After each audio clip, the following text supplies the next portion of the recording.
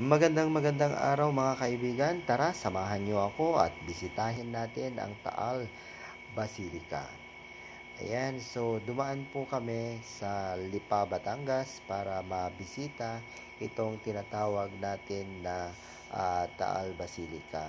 Ito na yung bagong road dito sa Batangas, napakagaan, napakaalwan at hindi na masyadong traffic. So habang binabaybay namin ang papuntang Taal Basilica, ito yung newly road na nakakaalwan.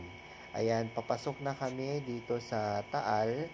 Kung mapapansin ninyo, nandito pa or na-preserve pa yung mga old houses na ito siguro yung nagpapaganda dito sa lugar ng Taal kasi napanatili yung um, old houses or yung mga sinaunang mga bahay-bahay pa po dito.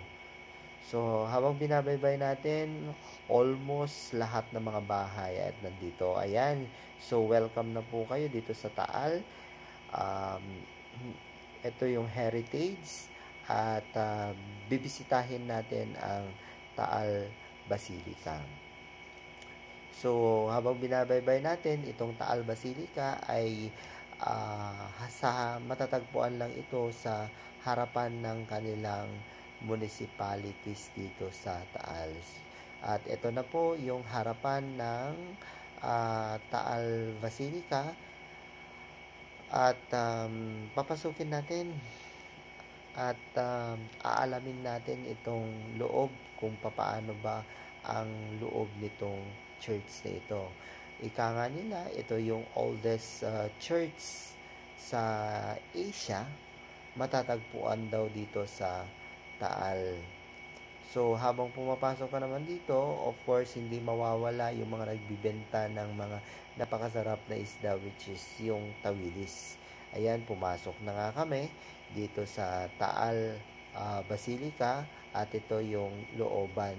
So, pagpunta mo dito, talagang feel na feel mo yung spirit kasi lahat ng mga wall, ng mga paintings, at napaka-high ceiling at